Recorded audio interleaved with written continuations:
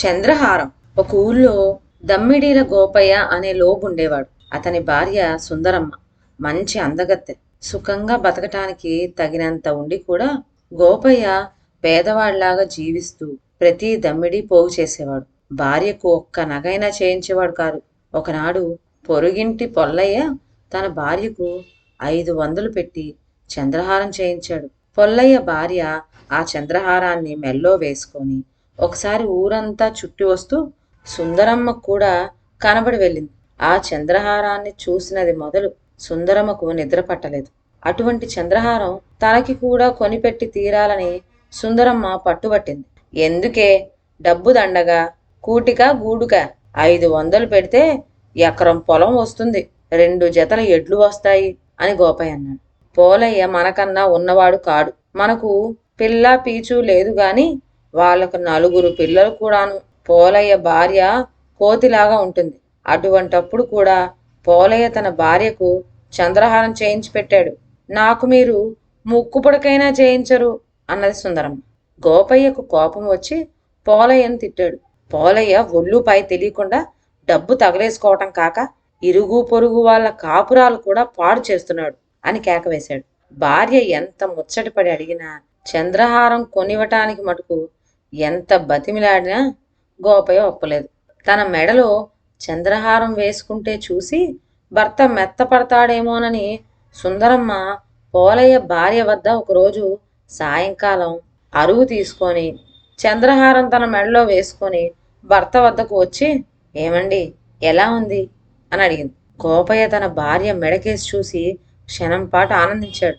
కానీ తనను చంద్రహారం చేయించమంటుందేమోనన్న భయంతో, బాగానే ఉంది కానీ అంత ఖరీదైన వస్తువు మనకెందుకే, దొంగలు ఎత్తుకుపోగలరు, వేగిరం వెళ్ళి వాళ్ళ నగ వాళ్ళకి ఇచ్చేసిరా అన్నాడు. బోలెడంత పనుంది, రేపు ఉదయం ఇచ్చేస్తాను అన్నది సుందరమ్మ ముఖం ముడుచుకొని. ఆ రాత్రి గడిచిపోయింది. తెల్లవారగానే సుందరమ్మ హడావిడిగా తన భర్త దగ్గరికి పరిగెత్తుకు వచ్చి, ఏమండి, మీరు గాని పొరపాటున ఒక రాత్రి వేళ దొడ్డి వాకిలి తలుపు తెరిచి పెట్టారా అని అడిగింది. లేదే, దొంగలు రాలేదు కదా, వాళ్ళ చంద్రహారం ఇచ్చేసావా, ఏమైనా వస్తువులు పోయాయేమో చూడు అని గోపయ్య కంగారు పడ్డాడు. చంద్రహారం బొట్టు పెట్టెలో దాచానులేండి, ఇంట్లో ఏమి పోయినట్లేదు అంటూ సుందరమ్మ బొట్టు పెట్టె తెరిచి చూసింది. అందులో చంద్రహారం లేదు. ఇంకేముంది, సుందరమ్మ శోకాలు ప్రారంభించింది. గోపయ్యకు పై ప్రాణాలు పైనే పోయాయి.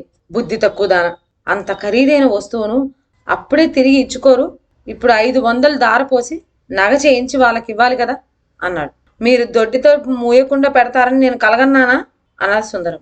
నేనా తలుపు తెరిచినట్టు నాకు జ్ఞాపకం లేదు అన్నాడు భర్త. పొట్టి నిద్రమొహం, తలుపు మీరు తెరవకపోతే నేను తెరిచానా ఏమిటి అన్నది భార్య కోపంగా. ఏమైనా గోపయ్యకు 500 ఖర్చు చేసి మరో చంద్రహారం చేయించక తప్పిందే కాదు. దాన్ని తెచ్చి భార్యకిస్తూ, వేగిరని దీన్ని తీసుకుపోయి పోలయ్య గారింట్లో ఇచ్చిరా, అజాగ్రత్త వల్ల ఇంతకు ముందు అయిన శాస్తి చాలు అన్నాడు. సుందరమ్మ భర్త మాటలు విన్నట్టే ముసిముసి నవ్వులు నవ్వుతూ చంద్రహారం తీసుకొని మెడలో వేసుకొని, ఇది మనదే లేండి, నేను చంద్రహారం బొట్టు పెట్టెలో పెట్టలేదు, చెందుగై పెట్టెలో పెట్టి పొరబడ్డాను.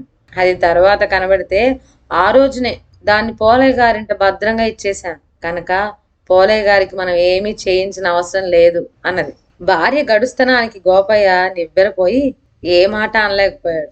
అలా గోపయ్య భార్య చంద్రహారం సాధించింది. ఇదండి వాళ్ళ కథ. మరొక మంచి కథతో నెక్స్ట్ వీడియోలో కలుద్దాం. అంతవరకు సెలవు. నా ఛానల్లోని కథలు మీకు నచ్చినట్లయితే నా ఛానల్ను లైక్ చేసి సబ్స్క్రైబ్ చేయండి. షేర్ చేయడం మర్చిపోవద్దు. కొత్త కథల నోటిఫికేషన్ కోసం బెల్ ఐకాన్ ప్రెస్ చేయండి. Thank you.